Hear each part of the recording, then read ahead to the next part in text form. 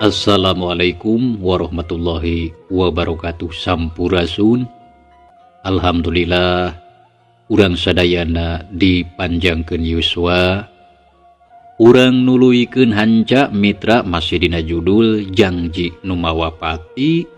Sumaga mitra ameh teu nyangkolong kana waktos. Ujang aki rek mere papacah. Cik si Aki samemeh indit. Mangga aki, enggal saurkeun.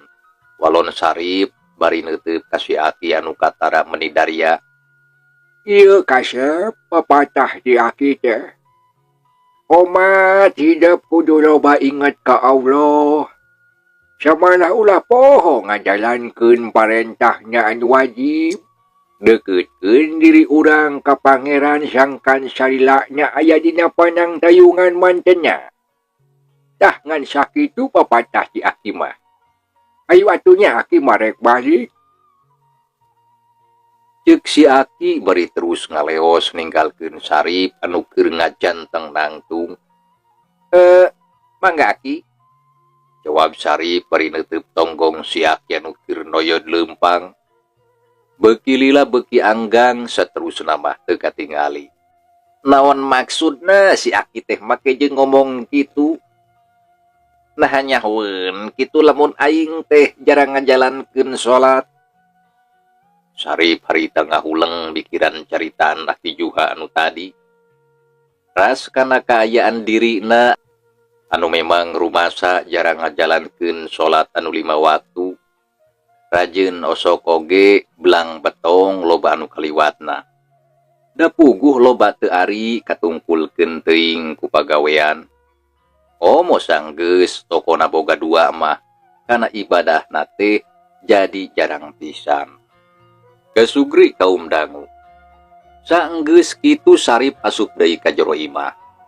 Dekul neruskeun deui hanca pagawean anu tadi. Ari biito harita keur bebersih di kamar Neng Lisna. Sagala dikebutan, spray jeung sarung bantal diganti samalah jeung simbutna. Lantaran bisi aya bulu hileud anu tadi. Terus sasapu ngepel sagala dibersihan. Sanggeus rengse katempo kamar teh bararesih jeung sareungit. Koloyoh Neng Lisna ngedeng dina kasur reup sare. Kocapkeun wanci sorena. Juragan Pardi jeung Dani kakara baralik di kota. Sanggeus rengse mandi brak dalahar ngariung sakula warga. Ya sarengsena dalahar ditumbu ku ngarobrol nyaritakeun tadi Neng Lisna sukuna tijalikeun. Lantaran sieun ku hileud hideung anu ngarayap kana leungeunna. Ngadenge beja kitu. Juragan Pardi reuwas kitu deui Dani oge sarua. Da puguh sieun ngaganggu kana kandunganna. Kumaha kandungan hidup Lisna? Nah teu kuna naon? Tanya Juragan Pardi ketempo bangun hariwang. Rupina mah henteu ama. Margi teu aya anu karaos. Mung ieu sampean hungkul anu nyeri teh. Tapi da ayeuna mah tos sakinten. Margi tadi diurut ku Aki Juha. Mung kantun nyeri sakedik. Ya syukur atuh ari teu kuna naon mah. Ama teh melang sabab apan anu aya dina jero kandungan hidup teh incu ama anu munggaran. Sarta kudu dijaga sahade-hadena. Lantaran eta jabang bayi teh kahareupna nu bakal neruskeun kulawarga urang. Sarta kudu dijaga kasalametana. Ceuk Juragan Pardi katempo miharep pisan. Da puguh geus hayang boga incu. Sumuhun ama, kahartos ku abdi oge. Ngarah teu hariwang mah kumaha atuh lamun urang pariksa ka dokter? Ceuk Dani beri melong ka dina. Ah teu kedah Kang. Da teu sawios-wios. Kecuali pami aya anu karaosnya tangtos abdi oge bade angkat ka dokter. Walau Neng Lisna bari ngusapan beuteungna anu memang eueuh anu karasa. Nya atuh ari kitu mah nurut kedarasan Lisna teu nanaon. Maksud akang mah nya ngarah regreg we atuh ka sararea kitu. Hatur nuhun Kang kana paratosana. Mung sawios lah da teu kuna naon. Ceuk Neng Lisna bari imut. Kayan harita beuki sore, sora tongeret kadenge geus reang di sarada ditembalan ku sora manuk anu ricit dina dahan. Iliwir angin leutik sumilir ngoyak gendang daunan pating ngarulang pating garupai mata kuaas. Telila reup sareupna kayan di luar geus mimiti poek. Jalma-jalma arindit ka masjid rek ngajalankeun salat maghrib.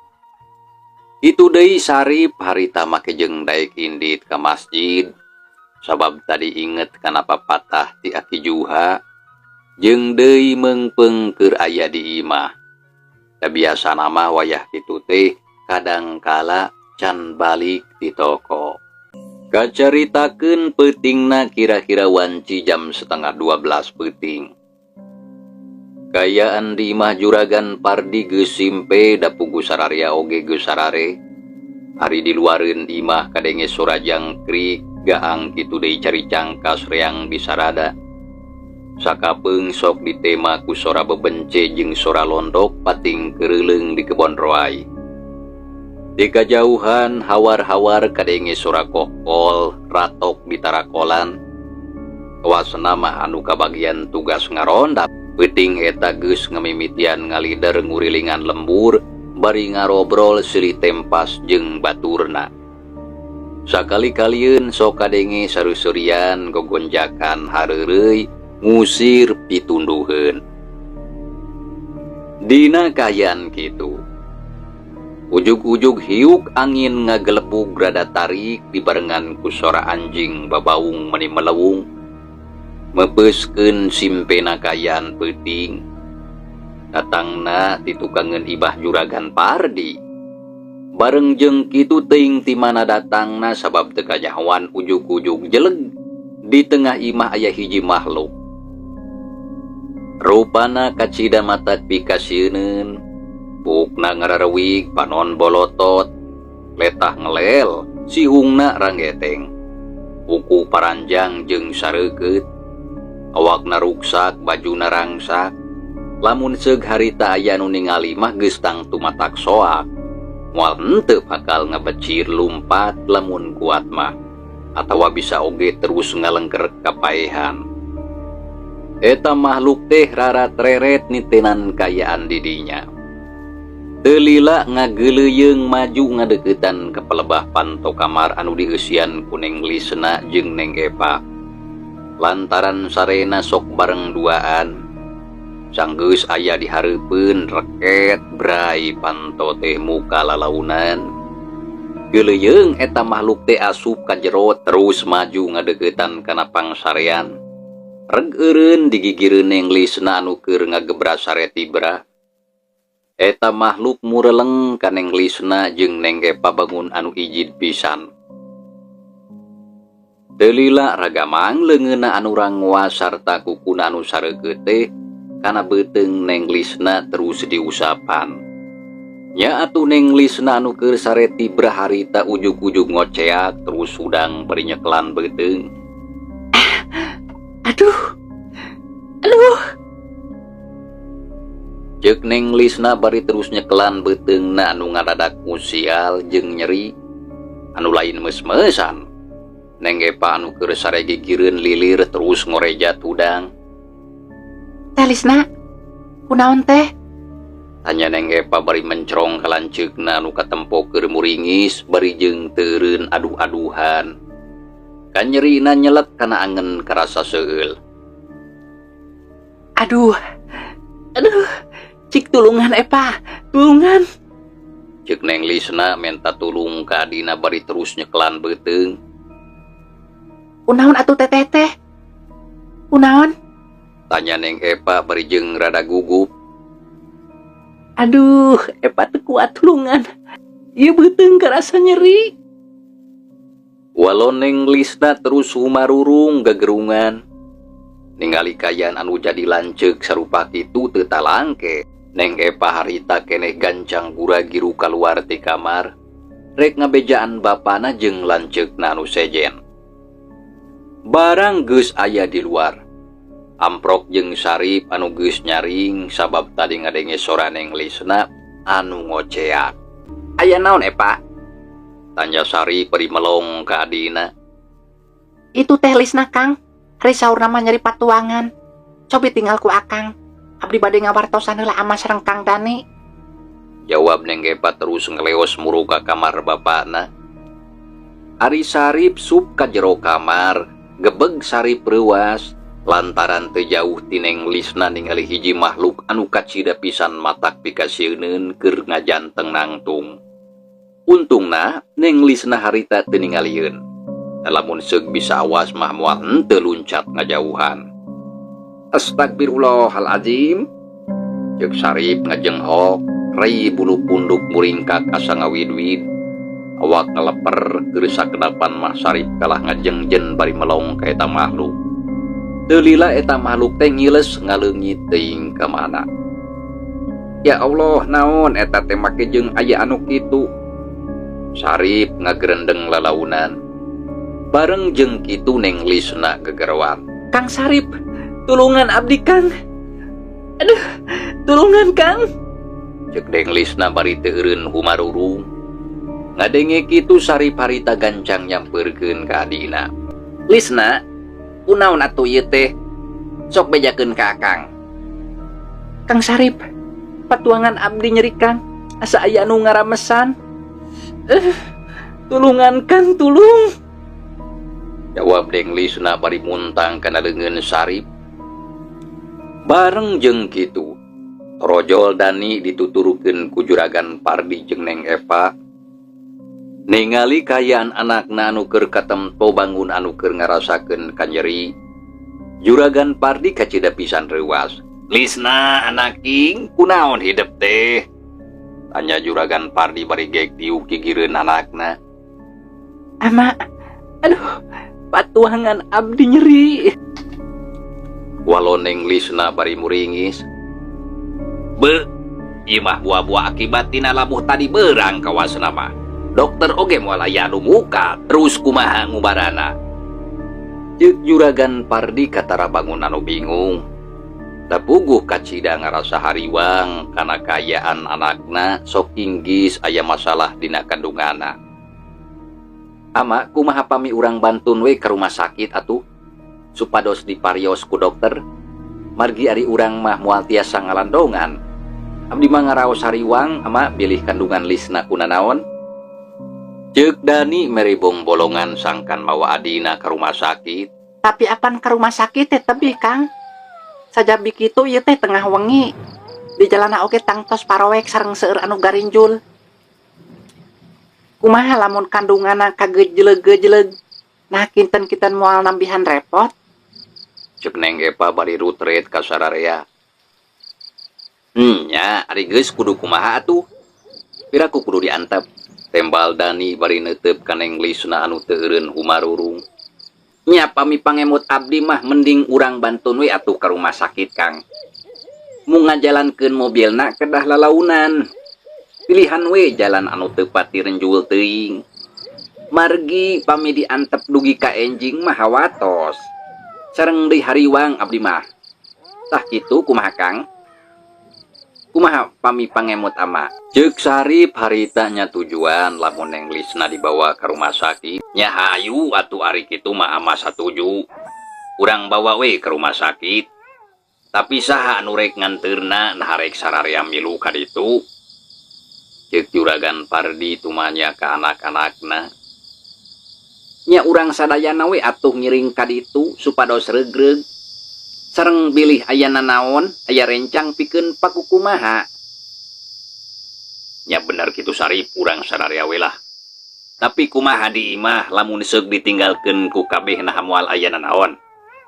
Ceuk Juragan Pardi bari rutret ka anakna. Ah moal ama rupina mah. Margi kayaan di lemur urang mah biasa oge aman. Hayu atuh ayeuna mah geura sasadiaan. Ke abdi bade ngaluarkeun mobil. Ceuk Dani harita terus ngaleos ka kamar narek disalin heula baju bari jeung nyokot kunci mobil. Anu sejeuna oge terus darangdan. Disaralin baju, Neng Lisna bajuna diganti. Ku Neng Epa samalah cenah make baju haneut ngarah teu tiris. Sabab piraku ari kudu make baju sare mah lantaran rek indit ke rumah sakit anu aya di kota. Teu lila Dani geus kaluar deui ti kamar gancang muru ka garasi terus ngeluarkeun mobil. Sanggeus sagala rupana kawilang tarap ti sararea sup ka jero mobil. Juragan Pardi diukna dihareup, Neng Lisna diuk di jok tukang. Dihapit ku Sarip jeung Neng Epa ari anu nyupiran mobil Dani. Satuluina mobil maju lalaunan. Da puguh jalana rada julug-jeleg garinjul, malum jalan kampung.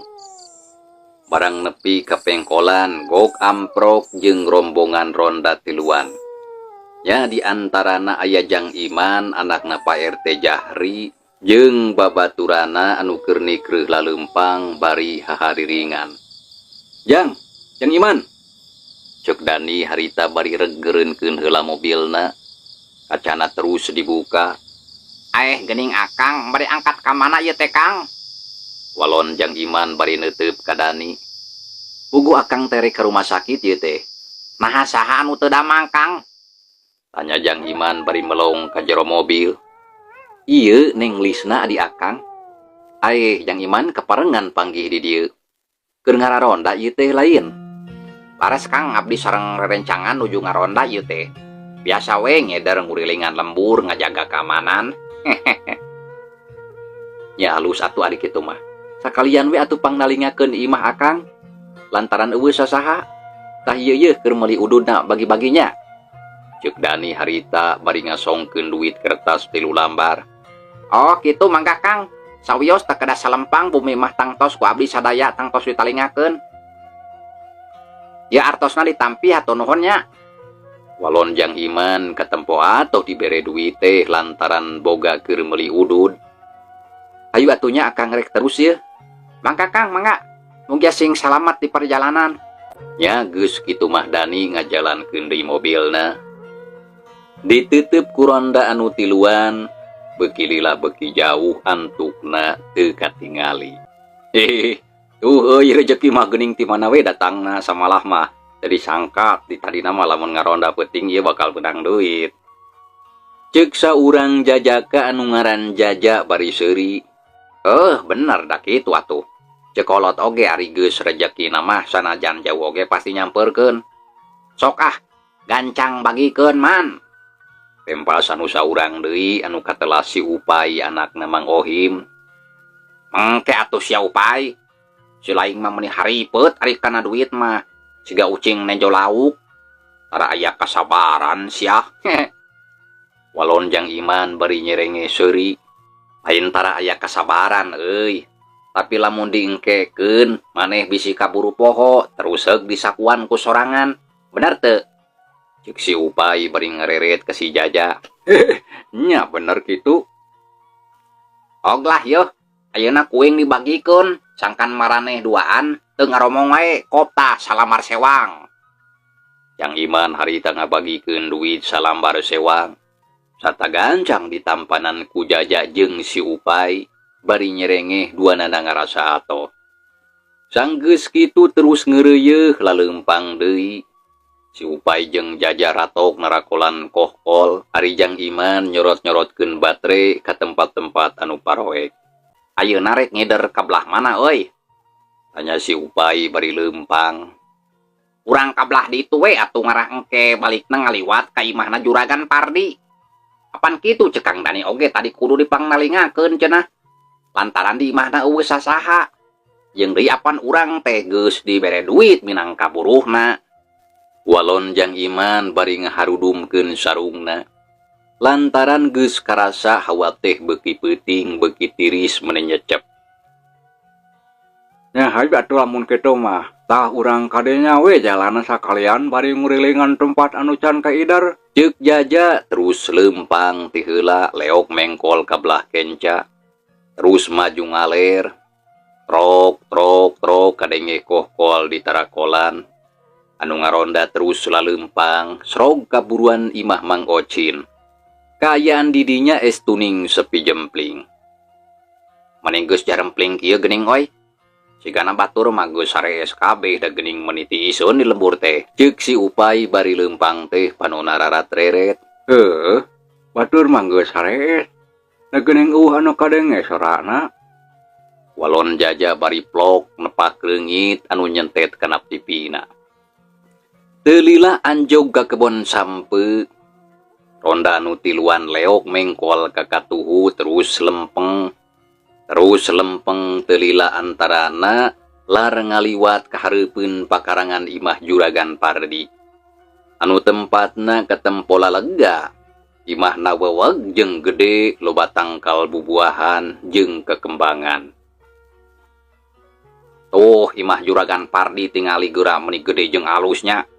Samalah caraang deui. Abong Imah jalma beungharnya. Katempona oge estuning matak pikabetaheun. Ceuk si Upay bari melong ka palebah Imah Juragan Pardi.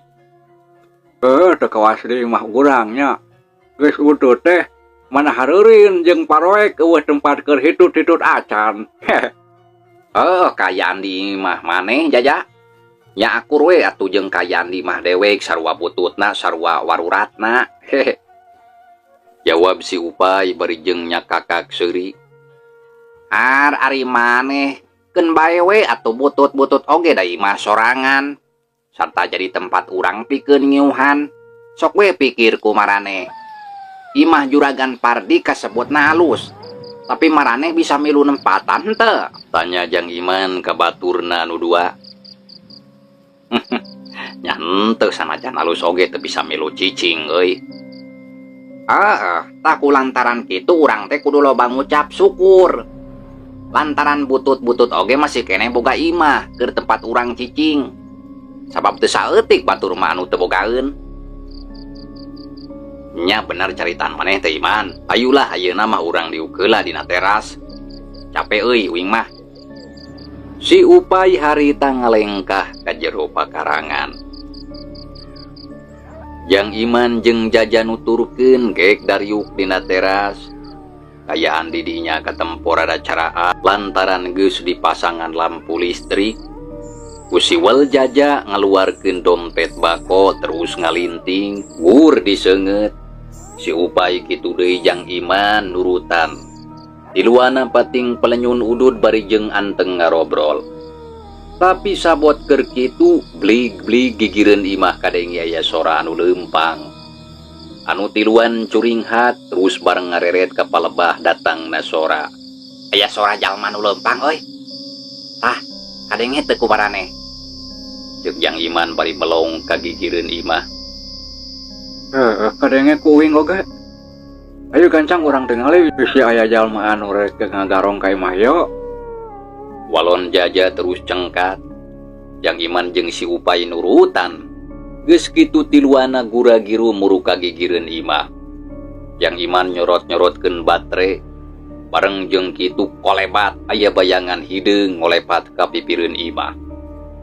Hei, saha eta? Tanya Jang Iman barasat nyorotkeun batre. Tuh aya nu ngolebat hideung euy. Moal salah geus pasti bangsat. Hayu buru udag lumpata ka pipir. Ceuk si Upay terus ngabretek lumpat di heula. Jang Iman jeung Jaja teu tingaleun. Terus lalumpatan naruturkeun. Teu lila geus nepi ka pipir. Dilebah dinya mah kaayaan teh rada paroek lantaran teu dicaangan. Reg tiluanana eureun, barasat batre disorotkeun. Tapi didinya eueuh sasaha kaayaan estuning sepi jempling. Kemana euy? Anu tadi teh lompatna. Ceuk Jaja bari rarat-reret ka sabudeureun eta tempat. Euy ngatuda tadi mah apan sidik lompatna ka dieu tapi nah eueuh. Walon Jang Iman bari terus nyorot-nyorotkeun batre. Sigana geus kabur euy bangsatna. Teu tela gancang pisannya lompatna. Ceuk si Upay bangun anu hanjelu lantaran udagan teu kapanggih. Sabot keur kitu cikikik kadenge aya sora awewe seuri sorana ngirung mata kukurayeun. Tapi duka teuing ti palebah mana da teu katingali jirimna.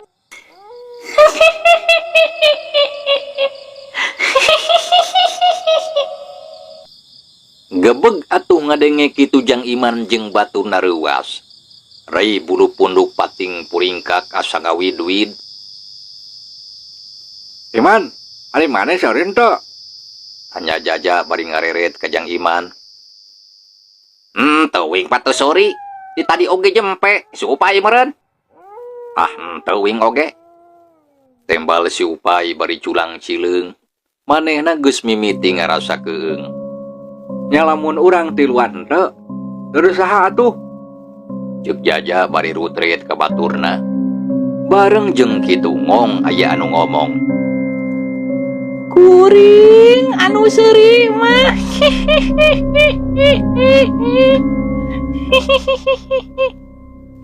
Ceuk nu ngomong ditungtungan ku seuri Nyi Kiki. Ari kadengena datang ti palebah tangkal nangka anu teu jauh ti dinya. Jang Iman jeung batuna bareng ngareret bari nyorotkeun batre. Barang breh dina dahan nangka aya anu keur diuk sukuna ucang-ucangan. Bukna ngariringkik panona bolotot mencrong bibirna jebeu nyerenge. Sihungna ketempo mendirang geteng sareugeut. Nya cindekna mah kacida pisan matak pikasieun. Awak Jang Iman, Jaja jeung si Upay ngageter. Juring. Kitu ceuk si Jaja peleuwer kohkol dibalangkeun. Balicet berengbeng lumpat geus teu nolih deui kana nanaon. Da puguh teu kuat bakat kusieun. Jaja, mentong ninggalkeun sia Jaja. Ceuk si Upay bertek manehna oge lumpat di paparetot. Bari jeung kadenge sajajalan bujurna rame brat-bret-brot geus teu katahan. Barang ningali si Upay jeung Jaja geus pating balecir lelumpatan. Jang Iman harita gancang nuturkeun nya antuk namah tiluana pating bretek patutur-tutur. Samalah kituna teh bari kekeleuweuhan nyebut aya jurig. Jetut suku si Jaja ti tajong. Blog labuh tapi teu dirasa, korejat deui hudang terus lumpat deui. Geus teu malire kana nanaon. Juring. Dina kayaan kitu. Mang Ocin anu keur ti brasare lilir lantaran asa ngadenge jalma anu pating gorowok. Mimiti mah ukur hawar-hawar tapi beuki lila beuki jelas sarta asa ngadeuketan ka pelebah imahna. Korejat Mang Ocin hudang ceuk pikirna aya bangsat. Diudag ku ronda terus lumpatna ka lebah dinya. Mang Ocin harita gancang muka panto jerut turun kaburuan. Pantera anu ngagantung di gedean seuneuna sabab ngarah caang sarta bisa awas. Mang Ocin harita ngajanteng di buruan. Ngadedengikeun sora anu pating gorowok anu beuki lila beuki deukeut. Teu lila aya saurang jalma anu lumpat muru ka dinya. Tapi can bisa sidik kana rupana da puguh kayaan ti peuting. Ulu aya anu lompat tu ka dieu. Buah-buah eta teh bangsat. Keun siah ku aing rek dipagahat di dieu. Ceuk Mang Ocin bari jeung taki-taki sarungna dibeulitkeun kana cangkeng. Teu lila jalma anu keur lumpat teh anjug ka pelebah Mang Ocin. Saha eta bangsat lain? Eureun siah. Tanya Mang Ocin bari ngabadega ngahalangan jalan. Anu lumpat harita reg eureun kituna teh bari jeung hegak. Dadana renghap ranju bajuna baseuh ku kesang. Mang Ocin ngadeuketan bari melong kana beungeutna anu teu tela asa apal. Ai ieu teh naha Jang Jaja atawa lain? Tanya Mang Ocin bari terus nyidikeun kana rupana. Mohon Mang, ya abdi Jaja. Jawab si Jaja kacida atau pisan. Didinya aya Mang Ocin teh. Terus kunaon ujang di tengah peuting make jeung lulumpatan? Aduh, alah boga abdi di luar teh ningali jurig. Hah? Ningali jurig? Ceuk Mang Ocin asa kaget ngadenge kitu teh. Barang rek nanya deui kaburu torojol si Upay lumpat bari ngahegak. Samalah geus sosolontodan kawas anu salaton. Teu lila kurumuy deui Jang Iman harita geus nepi ka dinya. Hap, eureun. Mang Ocin gancang nitah eureun. Ngadenge kitu reg duanana bareng eureun. Brek dariuk dina taneuh bari ngalungsar. Kaayana sarua teu beda jeung si Jaja anu tadi. Napa senang ngaharegak teh danareng hapranjug. Baju ngoprot ku kesang. Nya keur sakedapan mah ku Bang Ocin diantep teu waka ditanya. Sabot keur kitu torojol Biitoh nyampeurkeun bangun anu reuwas. Aya naon Kang Ocin? Tanya Biitoh bari rutret ka Jaja jeung baturna. Boga oge ieu barudak tengah peuting ngadon lulumpatan. Ngareurewas batur anu keur sare. Terus kunaon sababna marudak teh make jeung lalumpatan, Kang? Nya teuing atuh da can ditanya anu jelas. Boga karunya cara pieun keneh. Nya lamun kitu mah hayu gancang aja ka imah atuh. Karunya eta mending ledeprak kitu kawasna manggeus manggih kareuwas meureun. Ceuk Biitoh nita sang Kanjang Iman jeung baturna diajak ka imah. Yang hayu geura urang ka imah mang. Tong ngalalung sari dieu. Mang Ocin harita ngajak ka jajaka anu tilu. Ngadenge kitu Jang Iman jeung si Upay anu harita keur ngalungsar gancang cengkat. Nya sanggeus kitu mah terus tiluanana nuturkeun ka Mang Ocin sup ka jero imah gek dariuk dina koresi hoe. Jol Biitoh ngajingjing teko jeung cangkirna tilu sok ditunda dina luhur meja. Ai heula jang ngarah teu tuhureun. Ceuk Biitoh bari ngucurkeun cai tina teko kana cangkir. Nuhun Bi. Walon Jang Iman terus gap kana cangkir. Regot nginum mending ngalek-lek. Kitu deui si Jaja jeung si Upay oge tuptop ngarinum. Ditingalikeun ku Mang Ocin jeung bojona. Jang, naha aya naon tadi teh make jeung lalumpatan. Muni mata kreuwas sugan mang teh aya bangsa kitu di udag ronda. Mata keur sare oge nepi ka nyaring mang teh. Da reuwas atuh ngadenge anu gogorowokan. Untung waktu ujang ngaliwat teh langsung digebuk oge. Tanya Bang Ocin sanggeus ningali kayan barudak anu tilu teh leuwih tenang. Aduh, mang hapunten we abdi tiluan teh. Wireh tos ngageuruwahkeun ka mamang sareng ka bebe. Margi tadi abdi tiluan teh ningali jurig. Nya terus we atuh lumpat da teu kuat ningalina. Muni matak pikasieun jeung disieun ngudag. Kumaha lamun seuk dicekek? Walon Jaja nerangkeun kana sababna maranehna lalumpatan. Kumaha Jang? Ningali jurig. Laras mang kitu. Pami teu percaya mah mangga we lah taroskeun tah ka si Upay jeung si Iman. Duanana oge sami nari ngaliun. Jawab Jaja bari ngareret ka baturna anu direret duanana bareng unggeuk. Nyaha nya eta teh kitu Jang. Laras mang kitu. Abdi tiluan teh tadi ningali jurig bugo oge. Walon Jang Iman bari ngusap kesang anu renung dina tarang. Hutan ujang tiluan teh ningali jurignya. Terus eta jurig teh ngudag gitu. Tanya Biitoh bari neuteup ka Jang Iman jeung baturna. Mohon kitu Bi. Tapi ari ngudag henteu mah teu apal. Da teu luak lieur ka tukang. Jongjon we abdi teh lumpat ngabecir. Sabab si Upay jeung si Jaja ngadon naringalkeun.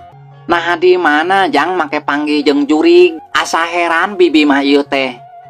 Ngadengena oge buah-buangan ukur titingalian hungkul meureun. Tanya Biitoh bari jeung rada kerung.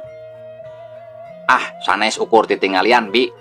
Lantaran sidik pisan katingali ku abdi tiluan rupana teh meuni pikasieun. Bukna panjang ari ringkih, ari panona bolotot. Bibir jebeu nyerengeh ngajak seuri sihungna ranggeteng sareukeut. Nya cohagna mah matak pikasieun we lah. Samalah untung abdi tiluan masih kene bisa lumpat oge.